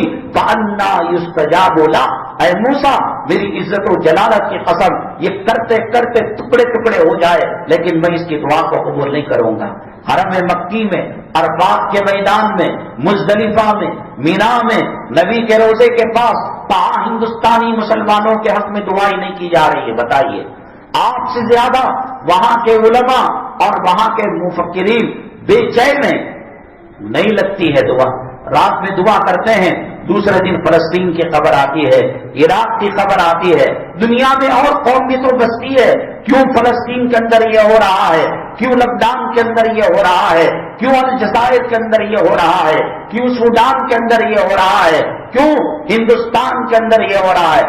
مسلمان گناہ کر کر حرام کی روزی پیٹ میں ڈالے، نہ اس کی دعا قبول ہوتی ہے، نہ اس کے حق میں دعا اللہ قبول فرماتے ہیں۔ دن بھر روزہ رکھا، حرام کے پیسوں سے کھجور کھایا تو اللہ کہاں اس کے روزے کو قبول کریں گے؟ حاجی احرام کی حالت میں لبیک اللہم لبیک، اللہ ایک فرشتے کو لگاتے چپل لے کر مارو، بھیڑستان میں رہنے کے بجائے میرے حرم مکی میں آ کر، میرے ریاض الجنہ میں آ کر، میرے حرم محترم اور مسجد نبوی میں آ کر یہ لبیک اللہم لبیک کہہ رہا ہے، چپل لے کر مارو، لا لبیک ولا سعدیک۔ تو کہے گا ہم نے تو سنا نہیں، نبی نے کہا، وہ دیکھے سے زیادہ یقین ہے، وہ سننے سے زیادہ یقین ہے، نہ نمازیں قبول ہوتی ہیں، نہ روزہ قبول ہوتا ہے، نہ صدقہ قبول ہوتا ہے، نہ خیرات قبول ہوتا ہے۔ الٹے حضرت موسیٰ علیہ السلام کے سامنے جو حالتیں آئی وہ حالتیں آج ہیں۔ قنوت نازلہ پڑھا جا رہا ہے اور یہ خواب دیکھا جا رہا ہے، اللہ RSS والوں کو تباہ کر دے گا، فلاں حکومت کو تختہ پلٹ دے گا۔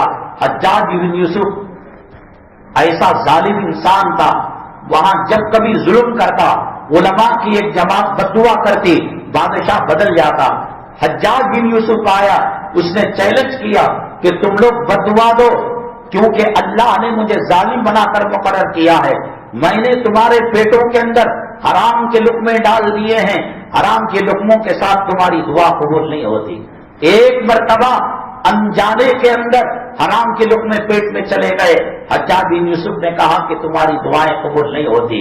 ایک مرتبہ صبح میں جھوٹ، دوپہر میں جھوٹ، شام میں جھوٹ، اپنوں سے جھوٹ، کتنے قبرستانوں کی حفاظت ہو رہی ہے، کتنے مساجد کی جگہوں کی حفاظت ہو رہی ہے۔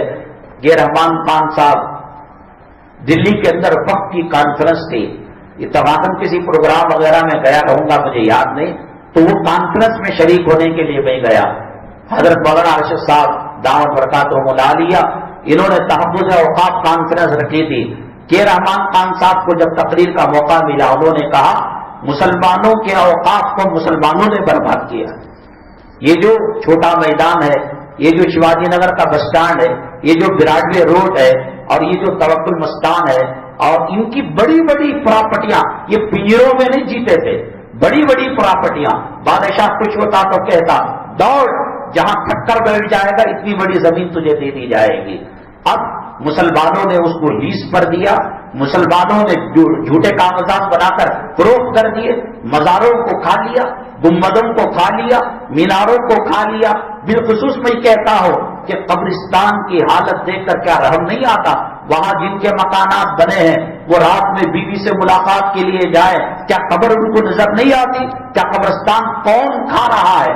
17 کراچ کے اندر دنیا کا یا ایشیا کا سب سے بڑا قبرستان 2300 ایکڑ کے اندر پھیلا ہوا ہے، اور کس نے اس کو فروخت کیا؟ کس نے اس کو بیچا؟ اب پھر اس مختصر زندگی کے لیے کتنا بڑا بے وقوف ہے، آخرت کو تباہ اور برباد کر رہا ہے۔ بہرحال حرام کی کمائی کے ساتھ اللہ تبارک تعالیٰ نہ دعا قبول کرتے ہیں نہ نماز قبول کرتے ہیں۔ میں نے اس کے لیے بتایا، اس کا طریقہ یہ ہے کہ آدمی قرض لے اور قرض لینے کے بعد کاروبار شروع کرے۔ 5 لاکھ حرام اس کے اندر ملے ہیں تو 5 لاکھ کے جمنے تک وہ صدقہ کرتے رہے، لیکن ثواب کی نیت سے نہیں، اس لیے کہ حرام مال کے اندر ثواب کی نیت کرنا یہ حدیثوں کی اور سنت رسول کی توہین ہے۔ محض بات کرنے کے لیے، بلا جانے کے لیے جب 5 لاکھ پورے بات ہو گئے، اس کے بعد جو ہے اس سے جو ملے گا وہ حلال کی کمی ملے گی۔ جنید جمشید جب گانوں سے نعتوں کی طرف آئے تو سب سے بڑا مسئلہ یہ تھا کہ گانے گا کر انہوں نے جو پیسہ کمایا تھا اس کا کیا ہوا؟ مولانا تقی عثمانی صاحب دعوت برکاتہم العالیہ کے پاس گئے، حضرت نے کہا اسے موٹا ڈھاکا حساب کرو، اتنے کروڑ روپے تمہارے ہوئے، اب ایک نیا کاروبار شروع کرو، اتنے کروڑ، 5 کروڑ، 10 کروڑ جو ہیں نیت کر کر روزانہ اس میں سے نکالتے جاؤ، جب وہ حصہ پورا ہو جائے گا تو بہتر ہو کر اگلی کمی حلال کی کمائی ہوگی۔ حلال کی کمائی بنیاد ہے ہمارے عبادتوں کی قبولیت پر، ڈھولے مارنا وہ کوئی بھی مار سکتا ہے، لیکن حلال کمائی کے ساتھ مارنا یہ اصل چیز ہے۔ انہی وجہ سے ہمارے ساتھ برے برے حالات پیدا ہو رہے ہیں۔ بھائی مسلمان اپنی بچی کا نکاح 16 سال میں کر رہا ہے تو حکومت کا کیا نقصان ہے؟ 12 سال میں کر رہا ہے تو کیا نقصان ہے؟ 21 سال۔ اصل چیز میں نے آپ کو بارہا بتایا کہ شریعت یہ کہتی ہے کہ زنا اور نکاح یہ ترازو کے دو پلڑے ہیں۔ زنا مہنگا ہوگا تو شادی آسان ہوگی، شادی مہنگی ہوگی تو زنا یہ تکلیف دہ ہوگا۔ اور انہوں نے جو 21 سال کی شرط لگائی اس کے اندر ریلیشن شپ بنا سکتے ہیں، وہ ایک کے ساتھ نہیں، ایک مرد 50 عورتوں کے ساتھ ناجائز سمبند کرا سکتا ہے، زنا کر سکتا ہے، بلاکار مرضی کے ساتھ کر سکتا ہے۔ نکاح کرے گا، شادی کرے گا، جرم ہے۔ شادی کے بعد کیا کرے گا؟ وہ وہی تو کرے گا جو زنا کے اندر کر رہا ہے۔ صاف مطلب سمجھ میں آ رہا ہے۔ اللہ کے نبی صلی اللہ علیہ وسلم نے تربیت یہ فرمائی کہ بچی یا بچہ بالغ ہوتے ہی نکاح کر دو۔ فطری طور پر سائنسی نقطۂ نظر سے اللہ تبارک تعالیٰ مرد نوجوان اور لڑکی نوجوان اس کے اندر ہارمونز ایسے پیدا ہوتے ہیں کہ محبت کرنے کو جی چاہتا ہے، جس کو اللہ کے نبی صلی اللہ علیہ وسلم نے فرمایا لم ترى للمتحابین مثل النکاح، نکاح کے ذریعے سے جو محبت ملتی ہے وہ کہیں اور نہیں مل سکتی۔ فطری طور پر لڑکی کے ہارمونز اور لڑکے کے ہارمونز زندگی کا لطف لیتے ہیں، جنت کے مزے لیتے ہیں۔ 21 سال تک کھڑی جوانی کو برباد کر کر اب وہ برباد کرنے کے بجائے خدا نہ کرے زنا کی طرف چلے جائے، بدکاری کی طرف چلے جائے۔ حضرت مولانا عطا اللہ شاہ بخاری رحمۃ اللہ علیہ ایک نکاح پڑھانے گئے تھے، نکاح کی محفل میں گڑبڑ ہو گئی، لڑکے نے تو اجازت قبول کیا، لڑکی سے جب پوچھا گیا تو لڑکی کے باپ نے کہا ابھی بڑی کا ہوئی ہے، یہ ابھی اس کے دودھ کے دانت بھی نہیں ٹوٹے ہیں۔ حضرت عطا اللہ شاہ بخاری رحمۃ اللہ علیہ نے فرمایا دودھ کے دانت نہیں ٹوٹے یہ کہہ رہے ہو، یہ دودھ زیادہ دن رکھو گے یہ سڑ نہ جائے گل نہ جائے تو مجھ سے کہنا۔ یہی سنت تھی صحابہ کرام رضوان اللہ علیہ مجمعین کی۔ اس میں جیتا جاگتا واقعہ سیدہ عائشہ صدیقہ رضی اللہ تعالیٰ عنہا کا ہے کہ 6 سال کی مدت کے اندر نکاح ہوا اور 9 سال کی عمر کے اندر رخصتی ہوئی۔ یاد رکھیے گا ہر علاقے کی کھادگی کے اعتبار سے اور موسم کے اعتبار سے اور اس کی جسمانی سے کوئی آدمی ہے 20 روٹی کھا لیتا ہے ڈکار نہیں دیتا، کوئی آدمی ہے 1 روٹی کھا لیتا ہے بس اللہ کا شکر ہے کہتا ہے۔ اسی طریقے سے شہوت کے میدان میں، جذبات کے میدان میں طاقتیں الگ الگ ہوتی ہے۔ ایک شخص بیوی سے اس کا حق دن میں رات میں 24 گھنٹے میں 5 مرتبہ ادا کرتا ہے، اور ایک شخص اتنا کمزور ہے کہ مہینہ بھر ادا نہیں کرتا۔ اس وقت عرب کا جو ماحول تھا، جو غذائیں تھی، ان غذاؤں کے اعتبار سے، خاندان اور قبیلے کے اعتبار سے حضرت سیدہ عائشہ صدیقہ رضی اللہ تعالیٰ عنہ 9 سال کی عمر کے اندر بالغہ ہو چکی تھی اور بڑی ہو چکی تھی۔ آج بھی دنیا کے کئی علاقوں کے اندر اس عمر کے اندر لڑکی بالغ ہو جاتی ہے۔ اگر اس کو وقت پر نکاح نے کیوں کیا؟ اور یہ اللہ تبارک تعالیٰ کے حکم سے کیا۔ یاد رکھیے نبی کریم صلی اللہ علیہ وسلم نے کوئی نکاح اپنی خواہشات کے لیے نہیں کیا۔ آپ نے فرمایا اللہ کی وحی کے بعد ہی میں نے بچوں کا نکاح اللہ کے حکم پر کیا اور میرا نکاح اللہ کے حکم پر کیا۔ جبریل امین علیہ الصلوۃ والتسلیم تصویر لے کر آئے تھے اور اللہ کے نبی صلی اللہ علیہ وسلم کو دکھایا تھا اور فرمایا تھا اس سے آپ کا نکاح ہونے والا ہے۔ تو یہ اللہ کے حکم پر نکاح ہوا۔ کیوں نکاح کیا؟ پورے عرب کی سرزمین کے اندر جہالت کا، درندگی کا اور قتل کا، زنا کا، بدماشی کا دورہ تھا۔ سیدنا ابو بکر صدیق رضی اللہ تعالیٰ عنہ، آپ کا گھرانہ ایجوکیٹڈ فیملی تھی، تعلیم یافتہ مہذب رائل فیملی تھی، اور بیویوں سے جو نکاح ہوا میں آپ کو بتاؤں گا کہ کارن کیا ہے۔ ایک خاتون ایک مہذب گھرانے سے، ایجوکیٹڈ گھرانے سے، تعلیم یافتہ گھرانے سے آتی ہے تو اس کو الفابیٹ پڑھانے کی ضرورت نہیں ہوتی، یہ پڑھو وہ پڑھو، وہ خود میچور ہوتی ہے، وہ بالغہ ہوتی ہے، بڑی بڑی چیزوں کو لے لیتی ہے۔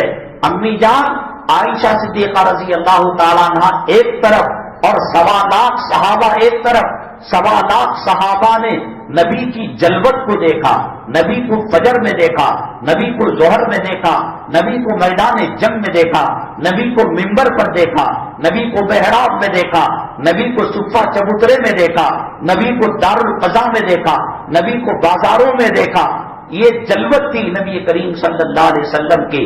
نبی کریم صلی اللہ علیہ وسلم کی گھریلو زندگی کیسی تھی، عورتوں کے ساتھ کیا سلوک کرنا چاہیے، اولاد کے ساتھ کیا سلوک کرنا چاہیے، پوری کی پوری جو جلوت سوادات صحابہ بیان کر رہے تھے.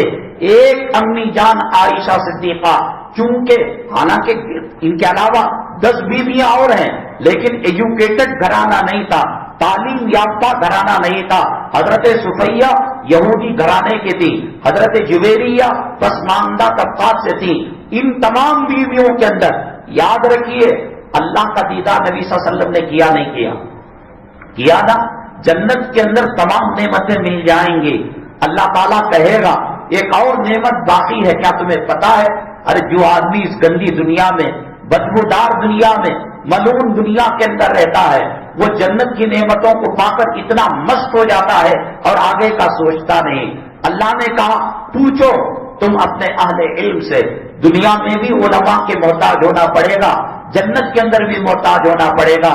جنتی علماء سے پوچھیں گے، علماء کہیں گے ہاں ایک نعمت باقی ہے، وہ اللہ کے دیدار کی. اللہ تبارک تعالیٰ ہم تمام کو وہ منظر نصیب فرمائے، بلا حساب و کتاب جنت الفردوس نصیب فرمائے. اللہ پکڑ دھکڑ پر آ جائیں گے. سیدنا صدیق اکبر رضی اللہ تعالیٰ عنہ جیسی شخصیت تھر تھر کامنے لگی. اللہ اپنے جلال میں تھا، اللہ تعالیٰ اپنی طاقت قوت کے اظہار میں تھا اور کہہ رہا تھا جلدی حساب پیش کرو، جلدی حساب پیش کرو.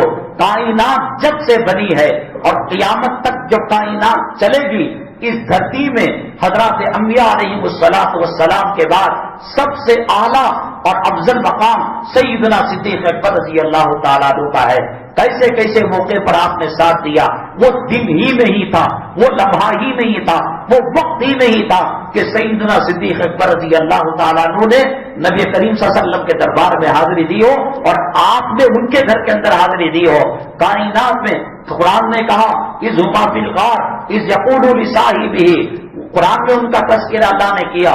غار ثور کے اندر جب ان کو پیاس لگی، جنت کی نہر نکال کر آپ کو سیراب کیا. وہ مقام و مرتبہ ہے، لیکن قیامت کی ہولناکی کی وجہ سے تھر تھر کانپنے لگے. اور جب نامہ اعمال اللہ کے دربار میں پیش کیا، اللہ تعالیٰ ان کے نامہ اعمال کو دیکھ کر جلال سے جمال میں آ گئے، گرمی سے ٹھنڈک میں آ گئے اور اللہ ان کے صدقے میں امت کے ساتھ رحم و کرم کا معاملہ کیا. انا الینا ایابہم ثم انا علینا حسابہم. اس آیت کے بعد اللہ کے نبی صلی اللہ علیہ وسلم دعا کیا کرتے تھے اللہم حاسبنی حسابا یسیرا. امی جان عائشہ صدیقہ رضی اللہ تعالیٰ عنہ نے کہا آسان حساب کیا ہوتا ہے؟ آپ نے فرمایا اللہ منہ دیکھ کر کہہ دے جا بندے میری رحمت سے تو جنت میں چلا جا. ہم اللہ کو اپنی نماز پیش نہیں کر سکتے، اپنی قربانی پیش نہیں کر سکتے، اللہ کو کوئی حج عمرہ پیش نہیں کر سکتے، ایک اللہ کا نام دل سے لیا ہو پیش نہیں کر سکتے. بس یہی کہیں گے اے اللہ تیرے نبی کے چاہنے والے تھے، مکے کے چاہنے والے تھے، حرم مدنی کے چاہنے والے تھے، صحابہ سے محبت کرنے والے تھے. اللہ وہ کام نہ کر سکے جو دنیا میں تجھے راضی، آخرت میں تجھے خوش کر سکے. بس نبی کے جوتوں کے طفیل میں جنت دے دے، اس کے علاوہ ہم کچھ نہیں کر سکتے. یہ عنوان بہت اہم ہے کیونکہ آجو باجو کے لوگ لنچ ٹائم میں آتے ہیں اور وقت مقررہ پر نماز نہ ہو پریشانی ہوتی ہے. بہت حضرت عائشہ صدیقہ رضی اللہ تعالیٰ عنہ سے کیوں اللہ کے نبی صلی اللہ علیہ وسلم نے نکاح کیا، ان کی برکتیں اور ان کی رحمتیں امت پر کیسے نچھاور ہوئی. میں نے اس میں سے صرف ایک بات بتائی. سوالات صحابہ نے جلوت کو بیان کیا. نبی کریم صلی اللہ علیہ وسلم کے وصال مبارک کے بعد 47 سال تک صحابہ کرام میں کوئی اختلاف ہوتا، حدیث سمجھ میں نہیں آتی. امی جان عائشہ صدیقہ رضی اللہ تعالیٰ عنہ تنہا وہ حدیث کا درس دیا کرتے تھے، اس مسئلے کی الجھن کو دور کیا کرتے تھے. آپ خوش ہو جائیں گے ہماری ماں کی کتنی فضیلت ہے، کتنی خوبیاں ہیں. اور ہم نے بتایا تھا جمعہ کی موت اپنے اختیار میں نہیں ہے. علماء نے لکھا ہے اللہ کے ناموں میں یا باری ایک اللہ کا نام ہے، اگر 24 گھنٹے میں کسی وقت بھی ایک تسبیح یا باری کی پڑھ لی جائے، انشاءاللہ جمعہ کی موت کا اللہ سے اجر دیں گے، وہی معاملہ کریں گے۔ اور جنت البقیع کے دفن کے تعلق سے بھی کہ ہم ہو کر اپنی قبر کھود کر لیٹ نہیں سکتے، اللہ وہ مقام مرمت کیسے کرے گا اس کے بارے میں بھی تفصیلات ہوں گی انشاءاللہ۔ اگلی جمعہ مکہ مسجد کے اندر 1:15 بجے بیان ہوگا۔ اور ایک سوال ہے جو بڑا اہم ترین ہے، حقوق اللہ، اللہ کے ساتھ کیا بھی معاملہ کرو، اللہ رحمان ہے، رحیم ہے، معاف کر سکتا ہے، اللہ ستار ہے، گناہوں پر پردہ ڈال سکتا ہے، لیکن حقوق العباد ہماری ضرورت قیامت میں ہماری نہیں رہتی، ہمارے بچے نہیں رہتے، یہاں اینیورسری بنا لے، وہ انگوٹھی ڈال دے، وہ ہار ڈال دے، یہ سب وہاں کچھ بھی نہیں چلے گا۔ حقوق العباد کے متعلق لوگ جیسے ماں مر گئی، باپ مر گیا، جن کا پیسہ کھائے ہم وہ مر گئے، وہ مر گیا، تو حقوق العباد کی تلافی کیسی ہو؟ اس سوال کے جواب کے ساتھ انشاءاللہ اگلی جمعہ مکہ مسجد ڈی جے ہلڈی کے اندر 1:15 بجے بیان ہوگا۔ اگر آپ کو نبی کریم صلی اللہ علیہ وسلم سے محبت تو امی سے بھی محبت ہوگی، اہل بیت سے بھی محبت ہوگی، ایسی ایسی چیزیں 11 بیویوں کو کیوں کیا انشاءاللہ اش کرتے رہ جائیں گے۔ وہ شروع میں نہیں آتے، اس لیے ہم مرکزی عنوان کو شروع میں نہیں لا سکتے، کچھ تمیزی بات کہہ کر چلانا پڑتا ہے۔ آ جائیے شروع ہی میں کہہ دیں گے۔ آئندہ جمعہ سے اس مسجد کے اندر 2 جماعتیں ہوں گی، ایک 2 بجے جماعت قائم کی جائے گی اور دوسری جماعت 3 بجے قائم کی جائے گی۔ خوب دکان چلاؤ، چائے کا بیپار کرو، بلڈنگ کا بیپار کرو، اور پھر آ کر بولو اللہ ہماری کیوں نہیں سنتا۔ آپ کی سہولت کے لیے 3 بجے بھی جماعت رکھی گئی ہے۔ مسجد کا تعمیر و ترقی کا کام چل رہا ہے، آپ سے گزارش ہے، حدیث پاک میں اللہ کے نبی صلی اللہ علیہ وسلم نے فرمایا صدقہ اللہ کے عذاب کو ٹالتا ہے، ہماری زندگی کی پریشانیوں کو ختم کرتا ہے۔ ہر ایک اپنی حیثیت کے مطابق چندہ مرحمت فرماتے ہوئے جائے۔ جامعہ فضیلت القرآن مسجد منورہ کی جانب سے نئے سال کا کیلنڈر، مدرسے مسجد والے جو کیلنڈر بناتے ہیں، مدرسہ اور مسجد کا تعاون بھی ہوتا ہے اور کام بھی ہمارا نکلتا ہے۔